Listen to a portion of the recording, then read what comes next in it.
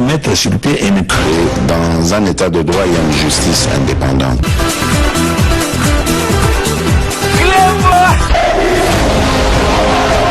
Ce n'est pas pour rien qu'il faut des causes.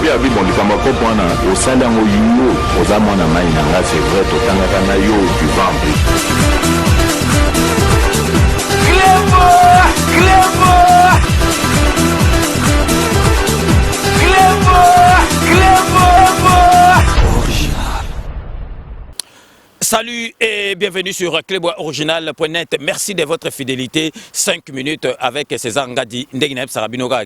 Tout le monde est d'accord et il en restera ainsi pendant longtemps. 5 minutes, il y a les lots à deux sujets. Donc vraiment, tout bête c'était na retour. Il y a l'unique président de la République, soi-disant élu, Oyo, Atika Kimboka Naye. Akeko vivre corona et sika mususu lelo soi-disant zongi na mboka na ye. Donc vraiment tokobeta kama c'était pour tout la kisabatu vraiment niveau à gentillesse il y a président nabiso Fatou motema pembe donc azara na likamu na mutute donc état de droit ils allaient ko tika batu na liberté oyo vraiment congolais azalaki na ngote yango na congolais donc bon nombre ba congolais balingi basakana na état de droit oyo Félix Antoine Tshisekedi atieli bangote parce que jamais babandaki ko vivre yango. Et puis deuxième point tokolobela makambu ya président toyo ya parlement donc mabunda donc makambo ezali koleka na niveau na ye parce que a commis ko menacer batu de mort donc a commis ko luka OK état de droit ezali fo linga balobelo likambo moko parce que donc itozali na kati état de droit mais ezali kamba menace te soko porter plainte mais menace nde ezali na tinate et puis tokolobela na suka tambwe mwamba parce que tokosenga pe en même temps vraiment batu balobela biso nationalité ekolo ya tambwe mwamba ezali nini parce que ngai na ya lolo tozosala ba discussion parce que tozali ko comprendre eloko moko te donc ndenge na yebisaki bino donc na sommaire ya émission tozali ko banda na retour il y a l'unique président élu Oyo Atiki Mboka na ye pendant au moins 6 mois akenda ko vivre ailleurs na mboka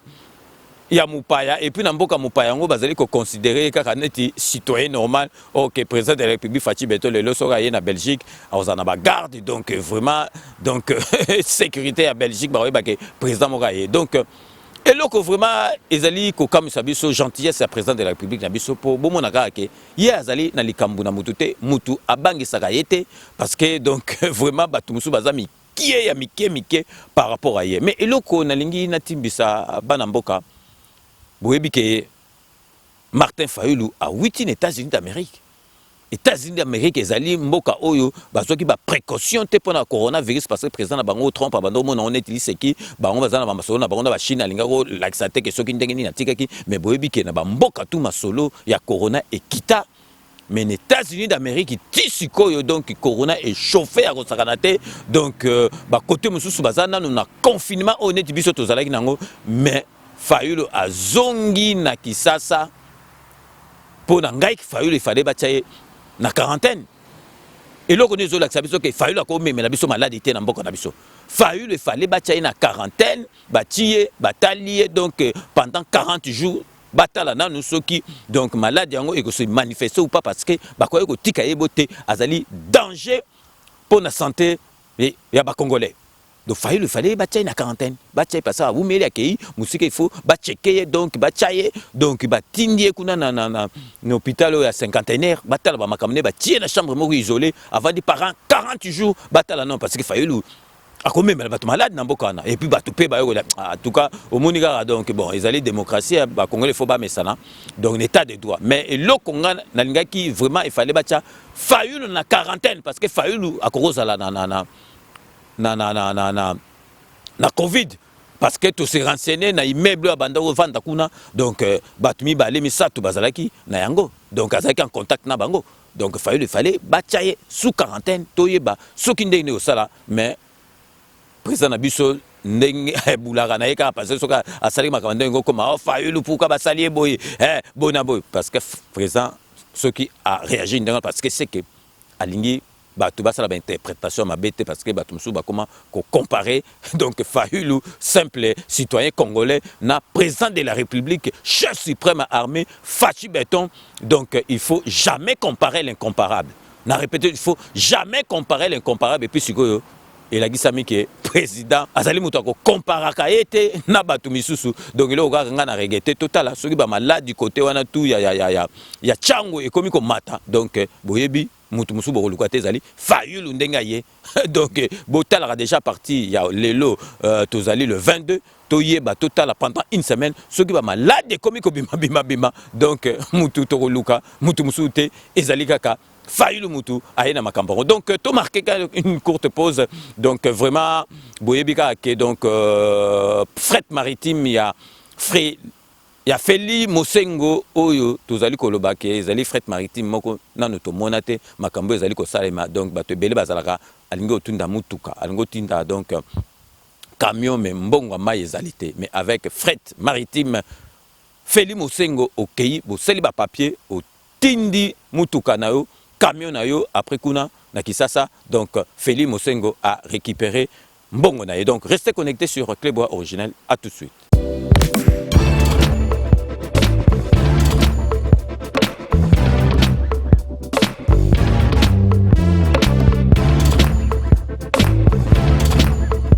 Conteneur yango todo sala adi londolé Feli Mosengo Feli to sala conteneur ba voiture to tina na Kisasa ba carton ils qui ne Kinshasa et en plus la bonne chose voiture na yo ko tina na Kisasa te prends pas la tête yela bisongo charger biloko na yo te relivrer à domicile sans un bon oteki to c'est parti Holanda to kutasa bilongo za figuré na équipe de France. Biloko moya sika na milieu ya matinda ezate eza biloko to annonce la montant des années mais à un certain moment ya koleka ba oyo to leka to se rattraper pour changer ka réseau na connexion conteneur yango yo eza en live mo na plaque à Bruxelles ba au différent dia na 11 inverse facilité za ni to remarquer que na réseau ya matinda ba o mai ebele baza ba difficulté massa repère car bien abundi a charger comme à la Afrique massa na car charger 207 na yeke narati ozana car na voiture chaba bilokos na kati ke narati oye to sali ba papier to sali 30% voiture est comme na Congo ngana fretant na conteneur tanga oteka ngana teki na longoli fret na ngana pourcentage yo ju le reste na yo bon ikangami masole sili deuxième bord tindiga kaka donc caméra zo bouger parce que na likolo ya modération ondia okanga bord na mondo donc bord ezokangama donc eza okangama masole sili donc bord ekangami kitoko. Bon, deuxième bord, là au Kangama, tindiga kaka ya mouvement. Tindiga. Deuxième bord Kangami à suivre. Donc de retour nakati ya émission na biso bomoni boito landa donc fret maritime oyazali donc vraiment partenaire na biso asika donc bomoni vraiment ndeki leki ezali likambo kamwa et salemana onte na mboka na biso fret et sala makambo ondire azali ka ko aider batu mais ali business donc bozo contact na numéro ezali ko défiler bobengi fret maritime Feli Mosengo na papi boale bobengi bango bozu contact na MCB no kuna solution mbongo ezali ezalate mutuka na o camion na ekokende. Donc sikoyo na lingi na zongi la suna beta sete ndambu Fayulu donc to ebité to surveiller état de santé na ye total so covid ezonga ba côté o aleki mais loko to sepeli Fayulu memeli biso Muzitu azana ba grand dossier ba fa quoi donc Muzitu donc aza plus fa quoi que caméra to ebité bon caméra ça leka un an a 27 minutes to ebité soka sala bambu de bela ngo iba donc le ka Muzitu azana ba dossier zali ko zelaye donc en tout cas Fayulu to sepeli na okaka po memeli biso Muzitu parce que Muzitu kalata zali ko zo convocation ne Muzitu soka zo convocation boye ba ke akozonga te akotika la kuna okende ko rejoindre caméra na boloko donc si je n'abiso à mi balé tozali kolobela moi sur mabunda zali momi moko so tali kaka forme na face na ye aza momi moko donc esprit mabe ezali komona na kaka tala kaka momi akozala na esprit oyo aza nango te mobali kutu okocomprendre me mabunda donc esprit oyo aza nango donc ezolanda kaka neti elongi botala ndenge sikoyo toboyi te soki bafingi ye na baparlementaire debout à porter plainte. Et ça, normal, les alliés droits parce que tu as eu en plus dans état de droit. Mais au comment qu'on menace batu des morts, au comment qu'on kimi sabat bandaku, au comment qu'on wanande menace et commis ma kamsus, au cause en a raison na au comment tort. Problème est zanini. Problème est zali ba mabunda o na ba FCC bazali ko banga. Au moni banquette ezali ko salma na makambebele net ba parlementaire ba lobela rango na miso batu ezali ko kende donc état bétail belé amikili ba monango donc communauté internationale zo landa yango yango anande ezali ko sala bango pasi bango balingi ezala masolo moko boya ko bombana mais parlementaire debout musale na e ya ko bimisanyo surtout na balabala donc yango na problème na bango ezandengwana parce que ko finga ezali ni soko fingi au porter plainte juge ba remema kuna ba memi ba image soki sangani donc ozali na raison ba kokanga batwana mais ko sala batu lelo tozolo bake ba parlementaire debout oyo mususu oyo bomonaka na télévision wana donc akimi na ndaku na ye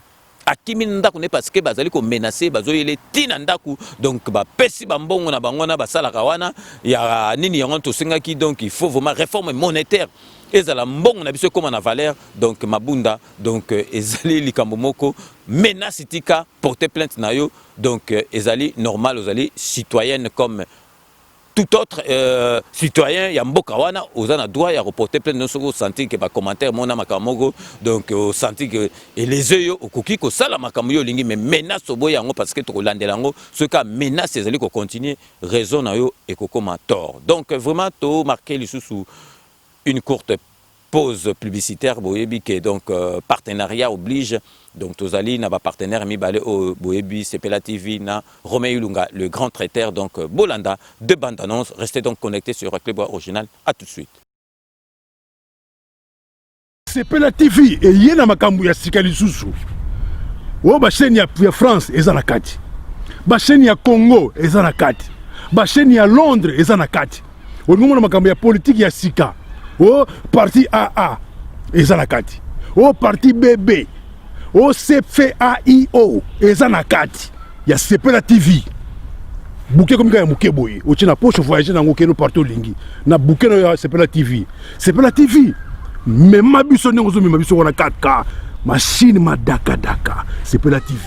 Bienvenue dans le monde de Sepela TV. Sepela TV est le décodeur qui vous permet de suivre les chaînes du Congo en direct de la diaspora.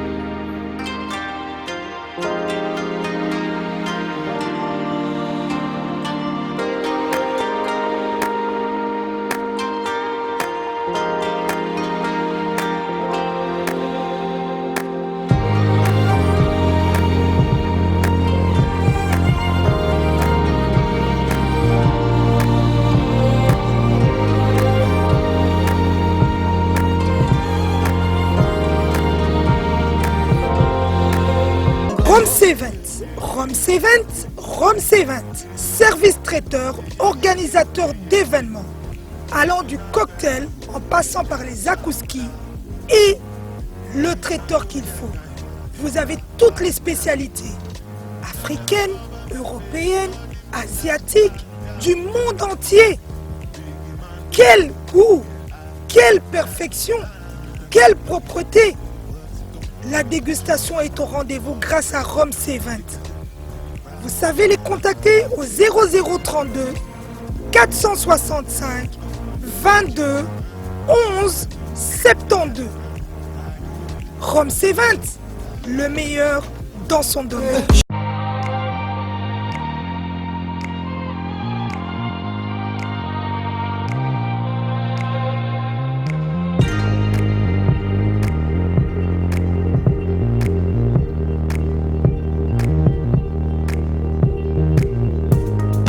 Donc, Binomo Boitolanda, donc, partenaire Nabiso Nabenga éternel, donc, Sepela TV et Romain Ilunga, les grands traiteurs, donc, tout Sengi Nabino, Mwana Mboka, Asale Loko, aider, Kolugate, ou aider étranger, Ndenge Tozala qui n'habitude à Rosa Naler à Kanambe, Siko Tozali, na Mwana Mboka, où il y a pouvoir, donc consommons congolais, donc merci à trop et puis bah retour et la biso qui est vraiment bandeko na biso nyo surtout où bah les karepa na biso bah benga kabango en tout cas chiffre d'affaires na bango et mati vraiment tous allez participer na kati ya masolo donc siko to koti na dossier ya Bukangalonzo Bukangalonzo moni na ndenga normal ezaki le mo bon ceux qui kambeza bien to koloba ezaki eloko moko ndengi ide nango salama ezaki mais vraiment fierté il y a Congo na solution pour na makambu mais siko makambu kaka bato Kanambe bazo sala ba landi mukonji na bango nyoso tu oyo Kanambe akosala ka ezala kaka esuka kama be ou bien bandaka mabe ozomona donc impunité wana donc ozomona makambu oyo e bando sala makala yango na bato mususu wana bazali ko kama siko donc mutu bako pese penza donc 500 millions ba pesier 100 millions donc somba boye atongi eloko te place ngo tonga zumbonga tina poche mutu ko landela ite mutu ko sala eloko te mais siko bozomona ke digata cabinet ba kangi ya sambi 20 ans donc makambone ezalakate pe ekozala kali susu avec Félix Antoine Bukangalonzo oyo bomonaki il fallait esa la penza wana mais banqueteur bakekuna bakekotala premier ministre morope batindi kende kotala parce Félix Antoine Tshisekedi azora batona ba contretemps ayo yo moko kende kotala bakekuna baye vraiment avec stupéfaction bakuta tracteur oyo ezali nanu ya sika ezwa ndenge bozali komona na ba photo ezwa ba poussière na kati na yango ba moteur elongwa bazwa yango batiango na ba barge na bango donc ba engrais chimique et pola donc likambo moko ekoki kosalema te donc mbongo nyonso tu wana ekenda nango ofele donc yango wana dossier wana kala te bako convoquer bato nyonso tu baza na kata dossier wana na tribunal au boyebi ko esuku sarabat masolo donc bako zonga kate donc vraiment ezali pasi na mawana mboka na biso ba makambo bo salama avec Félix Antoine Tshisekedi makambo bo ekoki kozala te mais avec Kanambe donc facilité ya ko yiba mbongo botala ka tolba ka repos ba ke ba posa première pierre ba bisi biso ndenge to longwa soki ba discours na biso esili musale ko banda et salamate ba train donc Kanamba zoko no inaugurer ba wagon sans locomotive à côté yo mona po yo ko inaugurer train ko beta tout donc wana to ezali ba laisser aller mo ya kimu yibi ya Kanambe eza makamoko donc ezali pasi na mawana motema na komona ba makamba boy vraiment na ebité na ebite soki mboka wana soki ka Kanamba continuer ki tolinga kosuka wapi botalaka to lakisa bino les 10 premiers puissances économiques ya Afrique tozate na kati ba peyo baza na kati vraiment donc soni vraiment okoko kwa ku teke ba lekibiso mais ba lekibiso mais to pesi bino rendez-vous dans 2 ans ba zong sa susu lycée wana ba 10 premiers pays donc oyo penza baza grande puissance économiquement biso toza na kati toza vraiment na bisi bino parmi les 5 premiers parce que mboka na biso mbongo ezali mais gérant César qui m'a bé mais bouyebaki avec Félix Antoine Tshisekedi tokozonga esika to zalaki donc makambo bandoko leka na mboka na biso eza makamoko donc vraiment inimaginable ils ont révolté batou tala kaka donc makila tala makila penza makambo bandoko loba tango azalaki nanu opposant donc tango azalaki opposant makambo abandaki koloba botala vraiment tata mobimbo libumu donc neti kodo aye penza azo fuka mapenza kitisi mutu azali koloba zo benga même Kanamba bengi abeti discours na suka zo penza sisabidimbu na bité soka yebi penza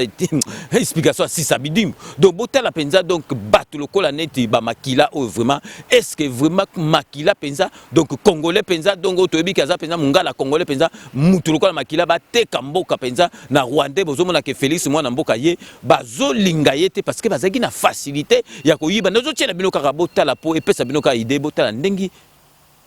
makila bandaki ko critiquer donc Kanambe avant de pouvoir mais tant de pouvoir a bosani nyoso tout bino mo bolanda nazo reprocher Joseph Kabila Kabange 1 président de la République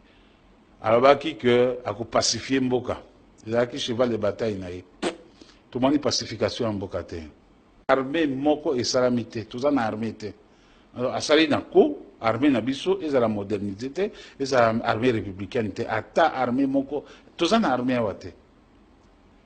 ya misato nazo reproche ye na complicité na Kagame mpo na kokata mboka na biso preuve nango yango wana mpo akotisi bamilitaire rwandais ebele na mboka na biso sans ke toyeba bayaki kosala nini babotola biso mboka sikoyo ebimi pwasa nazo reproche ye na motema mabe eza penza motema mabe soko oza na vraiment eza motema mabe nazo reproche ye ya suka pe ya grave violation ya constitution sala no ata makambo mosusu mais jamais ko violer constitution te bino mo bolandi donc penza muto aboyi botala métamorphose donc tala makambo zoloba na tango akomi abosani donc bazalaki bopoza moko ya nzala donc azali banda zoloba tango kokota abosani donc ezali penza pasi na mawa na motema bomba makambo bomoni ke tango Félix aye alobi ngai ba chantier inachevé kozala te mbongo yango no bomonaki caméra beli liboma akomi ko yiba mbongo na désordre parce que makambo bezaki te parce que Félix Antoine Tshisekedi alobaki yeba chantier ndambo kozala te soka alobi likambo ok nango tina suka bomoni bino mo baso de mouton ndenge zalaki freiner ezopousa na te tango bakangi fakwa ya Vital Kamerhe bomoni ndenge baso de mouton côté tout ndenge ekomi kosila. La dernière ronde effectuée par le président de la République Félix Antoine Tshisekedi Tshilombo dans les différents chantiers de la ville de Kinshasa s'est avéré un coup d'accélérateur aux grands travaux d'infrastructures routières de la capitale. Les sauts de mouton du carrefour de Bonhomme sur le boulevard Lumumba est aujourd'hui au stade de finition. Les travaux ont été réalisés à 95%. L'imposante infrastructure a été posée sur toute sa longueur de 272 mètres. D'une largeur de 14 mètres, la chaussée aura 4 bandes aller et retour. Un séparateur en béton a été érigé entre les deux voies. Il ne reste plus que le marquage sur la chaussée et des signalisations. On a déjà asphalté presque 2 tiers de la surface qu'on devrait revêtir. En tout cas, je dirais d'une manière générale, nous sommes à 95% de réalisation. Parce que là, il ne reste qu'une seule rampe. On est en train de finaliser les travaux de la couche de base.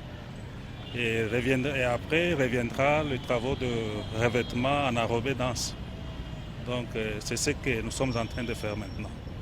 Les gros ouvrages sont terminés. La deuxième rampe de la descente en direction de l'aéroport international de Njili n'attend plus qu'à revêtir sa couche de roulement en enrobé. Outre des travaux d'assainissement en cours, des aménagements ont été effectués en dessous du pont pour améliorer davantage la fluidité de la circulation. Oui, ici en bas, il y a eu des aménagements. C'est toujours dans le cadre de ces travaux-là. Il y a eu les pavés qui n'existaient pas, qu'on a dû aménager ici pour orienter les usagers sur plusieurs voies qu'ils auront à prendre, parce que vous avez la voie ici, l'avenue qui va vers des Bonhommes et l'autre avenue qui va vers le quartier Salongo. Alors il faudrait donner, donc après quand on aura fait les travaux de marquage, à ce moment-là on va orienter les gens sur quelle direction il faut prendre. Au niveau du marché de la Liberté, les travaux sont réalisés à 70%. Le pont a été érigé avec sa dalle de la chaussée. Les murs de soutènement posés l'on s'attelle au remblayage des 2 rampes du saut de mouton. Avancée des travaux également au carrefour de Mokali sur le boulevard Lumumba. Les bois de coffrage enlevés, signe de la fin des travaux du pont. L'on procède ce jour au remblayage et au compactage des 2 rampes du saut de mouton. Nous sommes à 80%. D'ici là, cet ouvrage aussi sera livré. Petit à petit, l'oiseau fait son nid, dit-on. Les travaux avancent. Les longues files, les embouteillages seront couronnés par des lendemains meilleurs, rassure l'ingénieur Mukwanga du bureau technique de contrôle. Nous tendons progressivement vers le bout du tunnel. Donc, dans de meilleurs délais, cet ouvrage sera mis à leur disposition aussi. Nous avons accompagner le chef de l'État dans sa vision de doter les pays des ouvrages fiables. Ces projets visent principalement à améliorer la mobilité des usagers de la population dans cette zone. Donc, comme il les autres bimanettes maïebo, ok, et bandaki ko pousse na tête, donc makamba boye, et ko salamaka les soute avec Félix Antoine Tshisekedi. Donc, si j'ai n'abiso ya souka, ils allaient vraiment les lots, ils allaient ko le bala tambo mwamba, boye bi ke tambo mwamba. Tous allez comprendre te banda tambement bakendaki Belgique banda kota Belgique ti lelo azobima lisusu te et puis tambement babimaki directement te abimaki na nzela Burundi to yebite donc talaka azobima nzela Burundi batambement mana tu basali ba congolais te talaka donc face na donc na suka père wana so azalaki donc congolais bomona ba papa Tshisekedi ba mikolo ra. Donc, Congolais a déjà que souki ya Congolais à la cara ou bien ils a bien coiffé. Ce que comme ma dofo le net tambouement beaucoup tikangote. Tala na tambouement ma souki na ba kosimi bouton moussou sur le colo bouton moussou sur nase donc vraiment ils allaient pas sinama en amotema. Donc dans le bakara nationalité douteuse wana ozomona neti tambouement ba donc ce que souki ne penza pe wana zalaki donc Congolais bongo mona souki ne engoza la bien mais tala kara face à souki ne siko abimi à partir ya Burundi à côté na Belgique siko banda côté na Belgique donc balobi ke ba bloqué kuna azali ko zongate ce qui est encore grave au monde qui est en accueilli il azali président Sénat ce qui a se déplacé il faut atika intérim na premier vice-président après il a deuxième accueilli au atika na premier vice-président balobi ke premier vice-président azali mutu ya IDPS badi banga a préféré ko tika na deuxième vice-président est-ce que c'est logique et lokonini bazali ko banga bango balobi ke président na biso bango to ba pese pouvoir ben siko est-ce que lié à respecter constitution parce que ya zate a sauter muto à landi a sauter à kopesa muto est-ce que ezali normal donc kuna bozali ko lobelo côté mais ceux qui makamba fachi beto azali po bongsa mboka bozali ko bimisa ba article au constitution ba respecter te donc po bomona kaka ke batwana bazali batu na biso te batwana bazaka kapo nako sala nyoso tuke masolo ya Félix Antoine Tshisekedi ekende na ndenge ya malamu te oke Félix Antoine Tshisekedi azali président oyo azali ko salela peuple et puis tozali ko profiter pour to senga na bino boyebisa biso nanu province ya Tambwe Mwamba ezali wapi parce que ti le lobiso na ya le loto sala ba discussion tozolinga to yeba ngo tozoyeba te to sengi na bino batu oyo bazali ko landa biso boyebisa biso province na mboka ya Tambwe Mwamba penza village soko boyebi yango boyebisa biso soki ezali wapi. Donc vraiment question yango na suka bolukela biso province ya Tambwe Mwamba na mboka na ye donc esika a 8 parce que Tambwe Mwamba za mwana mukete bolakisa biso vraiment ce qui a 8 ans parce que le lot comprendre Tambwe Mwamba ba bloqué na Belgique bobi que Tambwe Mwamba ake yemo commitique parce que azali na ba dossier ba avion o akosa na makambe belé Tambwe Mwamba to yebite soko ke na iko mekamaji atala soki fonctionnement justice belge zo sala mais Tambwe Mwamba donc vraiment a suki kuna akangami kuna donc so botelika face à Tambwe Mwamba aza donc tima mbi ya kosakana te butala kaka donc mutu déjà zo ke no bima à partir de Burundi donc et loko to lingai to beta na bino c'était donc boyebi ke bolandaki donc rendez-vous des patriotes oya samedi oyo donc na yambaki camionnette mbola les descendants de Simon Kimbangu fils Fachi Béton en tout cas merci na ndenge bo réagisaki donc prochain invité donc Toroyeb Sabino Ango na semaine donc à partir à Lobby Boyeba invité Toroyamba donc samedi prochain donc to comme na suka y émission na biso ya lelo ndeng na Sabino Kake je vous laisse le soin d'en tirer vos conclusions et de me faire parvenir vos commentaires comme d'ailleurs vous en avez l'habitude de faire donc c'est la fin de ce 5 minutes avec César Ngadi merci de l'avoir suivi cette émission a été réalisée par le grand réalisateur Yalolo Chouami donc restez connectés sur Clébois Original vous n'avez pas tort d'ici là portez-vous bien et à très bientôt. N'oubliez pas, tout le monde est d'accord et il en restera ainsi pendant longtemps. Boye bagaki kanambe tokomankete arozwa masolo nambuchu penadikos abu pia to vani tranquille na mboka na biso.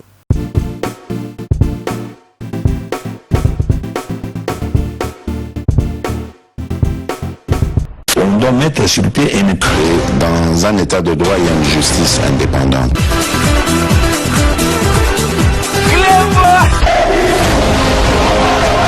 Ce n'est pas pour rien qu'il faut des conseils. Puis, bon, du Kamako, au sein d'un Oyo, aux Amona Maïnanga, c'est vrai, au Tangakana Yo, du Vambri. Clément